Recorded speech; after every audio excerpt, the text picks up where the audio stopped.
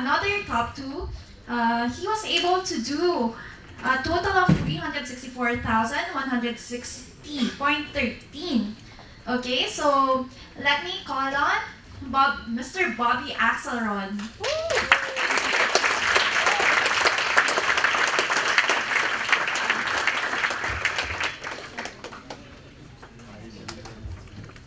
In real life, Mr. John Yu.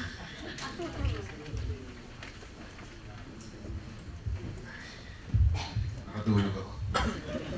Hindi, may nanalo na eh. Okay, brief background. I'm John Yu. I work for City Securities Inc. and I'm an equities trader. I started out naman before, as all of you guys, mga newbie. Parati naman talo, like you're experimenting, like trading other setups, buying breakouts, reversals, you know, like all of it you want to do. Okay? So, after 2 years, 3 years, namang talo ka, walang nangyayari sa'yo. So, I asked myself, kung saan ba ako talaga kumikita? I mean, like, I've done everything. Buying ng breakouts, reversals, sideways pattern, range trade, lahat yun. So, when I found out that I was excelling in new highs and momentum, I decided to focus on that particular field. So, when you focus on one particular field and you practice it over and over again, and you specialize on it, so eventually you become good at it. Kung everyday ka nag-shoot ng basketball sa field, malamang gagaling din, di ba? Okay, next slide. So, I want to share with you that my secrets and my trading methodology to how to achieve for 100% or 200% return a year. Okay, this is the outline that what Investagrams gave me. Strategy, mindset, and tips and tricks, yun yung gusto nila i-share. So, let's start. My 3 proven techniques to make money in the market. I'm a momentum trader. So if you're a momentum trader, you have 3 types of trading. Swing trading, scalping, and day trading. Okay, I will dive into that later, more into that later. But I want to make this as simple as possible for you, every one of you to understand. Trading is simple. Okay? Tayo lang nagpapagulo ng sarili natin. Next. There are only 4 major indicators that you need to use, and these are what I use. Tingin lang pala to. First, I filter the all-time high stocks or stocks trading at 52-week highs. The stock price should be above the 10, 20, 50-day moving average, and the ADX or DMI should be above 30. Above 30 meaning that the stock is in momentum stage. You know, why momentum stage? Because when we buy stocks, we want it moving forward with momentum. It's like a surfer riding the wave. Yun lang yung wave na alam ko. So, you have to have a big wave sa likod mo para push you higher, right? So, that's what we want. We want a stock moving 90 degrees, 60 degrees, 45 degrees. Okay? Pag ganun lang. I came to this conclusion because when I was new, syempre, capital mo maliit. Then, I was thinking, how can I maximize my money? How can I make my money work for me quickest way possible? I mean, may pera ka. You have 500,000. Bibili ka ng stock, sideways. Antay ka ng 6 months, wala nangyari. So, eventually, I wait for the stock to go out of consolidation mode, meaning nag-break ng consolidation, and that's when I start to watch it, then that's where I enter. So, in essence, naisip ko, how can I make as much money as in the shortest period of time possible? So, that's how I became a momentum stock trader. And I think that I've mastered it. Well, I like to think I've mastered it. So, let's move on. Next slide. So, after a long consolidation, this is just some of the patterns that I look for. The falling wedge, This is like a flag and this is a pennant. This usually lasts 2 to 5 days maximum for me because I'm a very impatient guy. So my style is momentum trading because I cannot buy a stock and sit for it for 2 weeks and just look at it. Okay? So we always try to fit what works for us. So this was working for me. That's why I became a momentum trader. Next slide. So this is an example of macro Asia. I traded this for in the start of the competition, I just picked the top 3 stocks that I was holding in my portfolio. So I bought macro Asia, I bought IMI, and I bought EEI. So sabi ko, okay, I'll just buy and hold this and let's see where it gets me until November. So this is the preview, okay. After this move came from 4 to 11, came from 4 to 12, okay. This is the ADX or DMI. Look at it. It's around 60.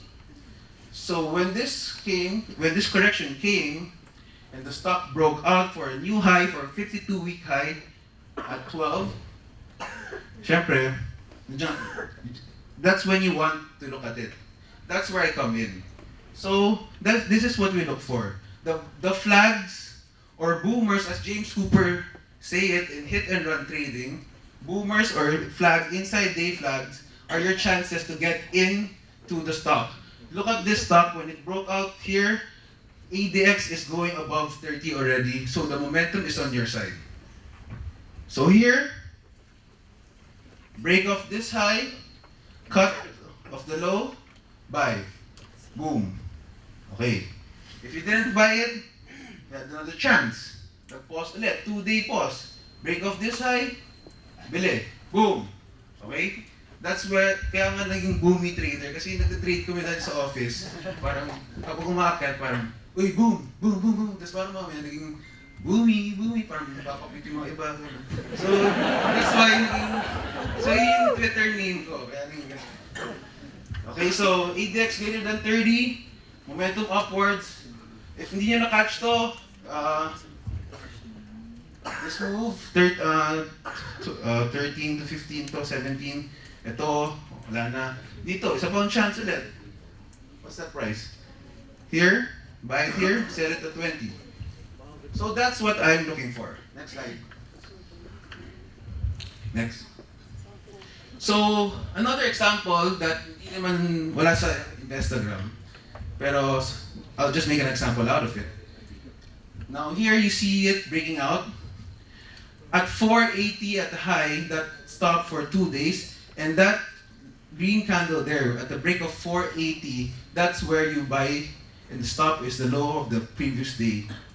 So when you enter at 480 or 5 pesos, it will give you a move from 480 to 7. Again, if you miss that move, you can wait for it again. And luckily, ito, 2-day pause again, then the next day, break of 7, bili ka, boom, 13, right? So, ADX greater than 30, you know, the ADX here is far greater than 30, so 40 going to 50, so meaning the momentum upwards is very, very strong, okay? So that means, mas malakas talaga yung move up, okay? Next.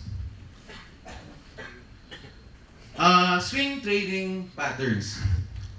Swing trading is, if the momentum is not working during the market conditions, you can opt to swing trade, which is buying a stock at a strong stock at near the 50-day moving averages.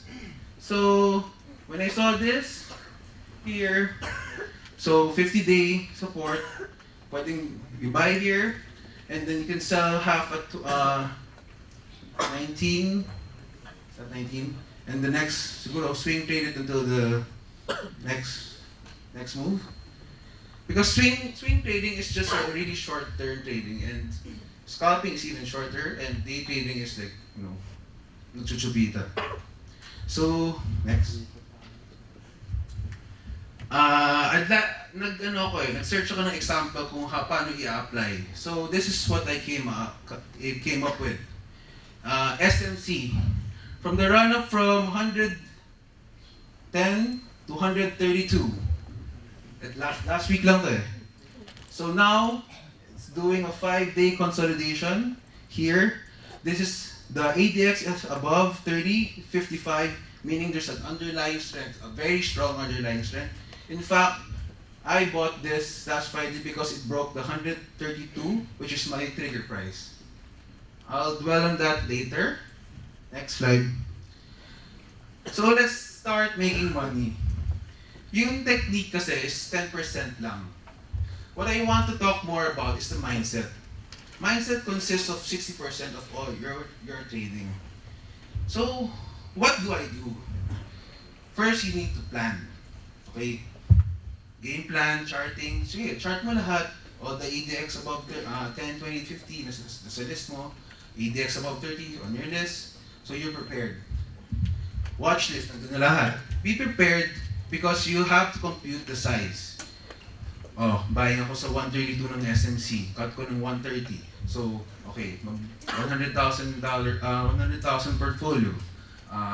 Okay, 10,000 ng 1,000 ng pwede ko talunin. So, you have to know the size of the shares kung ilang bibilin mo because when the market opens, magulo na eh. So, you have to be prepared. Because if you're not prepared and itong mga momentum stocks, they move really, really fast. And when you're not prepared, may iwanan ka. Hindi, ay, umakit na, tapos pa-compute ka. Anong size ko? IDC, anong size ko? Tapos bilang mamaya, up na ng 20%. Paano na? So, preparation is key. Always stick to your plan. Before, making money is not the plan.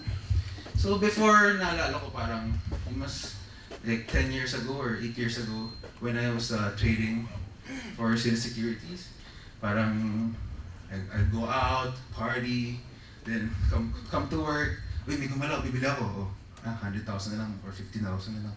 Tapos mamaya, down. Mamaya, hindi ko na alam ba't ko binili. Hindi ko na maalam yung company. Bakit? Kasi walang plano. And guess what happened to me? Malamang, natalo. Okay, so that lesson, isang lesson yun. Next. Mindset. Visualization. Confidence is number one. How do you have confidence? Confidence comes from when you're prepared. When you have a watch list, when you know the prices, when you know the stocks that you want to buy for the week. Oh, di ba confident ka? You know the company. How will you hold on to a XYZ company if you do not know what they do, right? So that's where confidence comes in. I can't stress this enough, itong 100% focus. Because when I work during the market hours, US, Philippines, like, kailangan 100% focus. Since I'm a full-time trader, I do this. Parang, I want my 100% attention to the market. I don't want to watch like YouTube. I don't watch NBA scores. I don't check my fantasy. Okay? 100% focus on the market. Ito, ayoko tumatawag yung wife ko, nandiyan siya. Pero, kaya parang, mamaya mo nang tawagan. Hello? And you always prepare, you want to prepare for the best case scenario or the worst case scenario that can happen before the market opens. What does this mean? Meaning, you know what I do. Before I sleep at night, para makatulog ako, iisipin ko, ano ba hawak ko? May hawak ko. Now, SMC, okay. Ano ba gagawin ko bukas? Pag yung SMC bukas, nag-136, magbebenta ko half. Pag yung now bukas, nag-20% down, alam ko na, mga 380 akong magbebenta. Ganun. You know why this is important? Because when you're trading the market and you're in the heat of the moment, and euphoria comes in, boom, ECP, ceiling, and you don't have a plan, so celebrate ka, daan kong pera. Kung sa plano mo, okay, 50, 70, benta. That's when you execute it perfectly. Because nasa mind mo, okay, pag nag-50 bukas may benta ako, 55 benta ulit ako, 58 benta ulit ako, boom, boom, boom, boom. Pag hindi yung mga ibang tao, ay, ceiling. Di ba? Hindi sila nakabenta. Ikaw nakabenta ka. Because you are prepared. Same goes pag bumabagsak din. Because, pag nagpapanik yung mga tao, ikaw hindi ka nagpapanik. Because you know exactly what your plan is. So, shit, CHP down 8%. Basta sa 4 may benta ako. So, 4 benta ka. Or magkano mo yun? 5. 480 na lang, di ba? Next. Manage your risk. This is 30% of the game plan. 0.5% if you're not really sure, but 1% is our standard. As you can see from Chad, from Javi, all of them have 1% risk, and we all came from one teacher, Mr. Edward Lee. 1% risk from your total portfolio. This is the most important thing you should never forget. And syempre, the basic is the 1:3 risk reward ratio. When I'm wrong, I just lose small. But when I'm right, Boomie. So, we always hear that you always cut your losses. But not everyone does it, right? Because it's very hard. So, I think it should be a practice for everyone here. If you want to be a trader, that you should always cut your losses. And syempre, everyone already said this, that there's no room for ego. You have to admit that you're wrong. Next slide. So this is an example of how you compute your risk. Ito, ginawa ko na lahat ng computation, spoon feeding na to ha. So, kunyari, SMC, 130, stop ko, 132. Stop at 130. With a 1 million account, I will risk 1%, that's 10,000. Tama? So, 130 minus 2, 132 minus 130 equals 2 pesos. 10K divided by 2, makakabili ako 5,000 shares. Okay? So, sa Monday, yung gawin nyo. Kasi ito na yung chart ngayon eh. Next. Tips and tricks for trading. I avoid reversals because it takes too much of my time. It takes a long time for a stock to reverse. And CHP, kitang-kita talaga natin. Pagod na pagod yan. So, why make it hard for yourself when you have all these alpha issues moving upward? Why waste your time down there? Okay? Wait for the breakout of consolidation to make your life easier. Because you can't wait for 6 months consolidation, 1 year consolidation. So it's a form of cheating. Once it breaks out, boom, you watch it, then you wait for the formation to pan out, then you buy it. Never turn a profit into a loss. Okay, panalo ka na, natalo ka pa. Paano yun? Di ba nakakainis? So that's one of my rules also. If I'm ahead by 5%, 10%, 8%, I move exactly my cut loss to my break-even point, or I sell half of my position to protect myself. This is a no-no because I've been a victim of this before when I was like 5 years ago when I was younger, and sobrang nakakainis. I mean, 100K gain, bilang mamaya next day, lost ka pa ng 20,000, 10,000, di ba? How does that feel? You know, so I think this is one of my unbreakable rules. Next. I'd like to emphasize the power of selling and how it can change your trading career. Sell and move on when you cut your losses in a certain stock. Siyempre, emotional ka na eh. O, kunyari, natalo ko sa CHP. Benta mo, tapos na.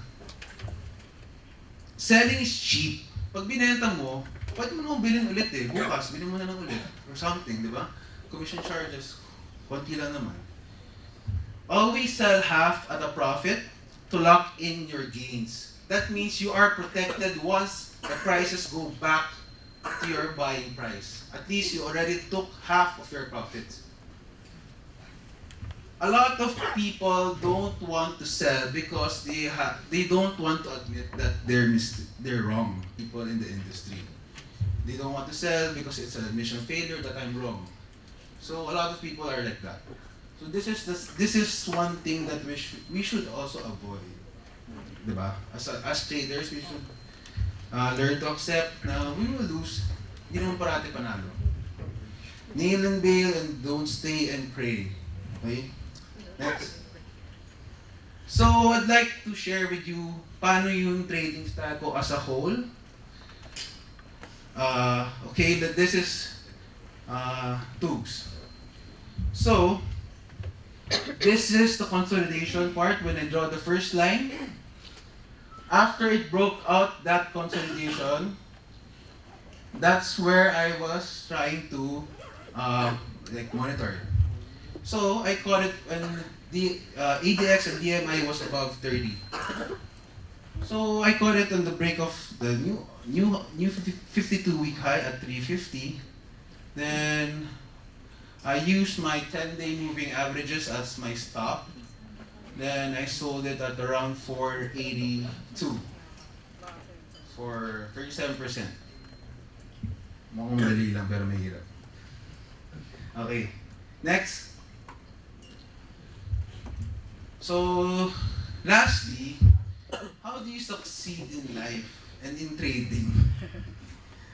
Make trading simple. As you can see, sinabi ko, 3 indicators, momentum, ride the wave, moving forward. Focus on one thing.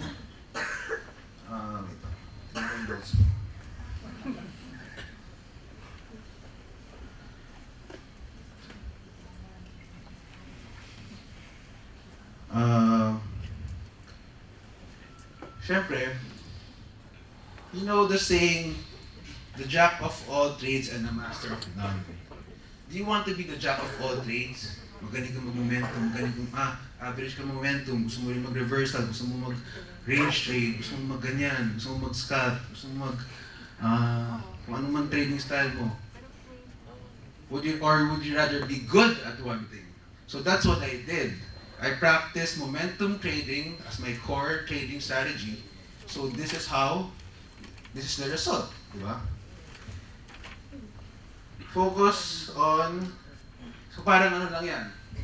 Do you want to be a 3-point shooter champion? Or ikaw yung isang guy na magaling lang magpasa, magaling ka rin mag-shoot konti, saka nagdadunk ka? What would you rather be? A champion, 3-point shooter champion, or the average guy who can do everything? Ako, yun ako sa champion. So, isa pang, how to make it simple. Ako kasi, I'm not sure, but I don't use those Fibonacci retracements and I don't use, nakikita ko sa mga Facebook, may mga butterfly, saka mga bat. What do you call those? Ayun. So, wag na yun. Ginawa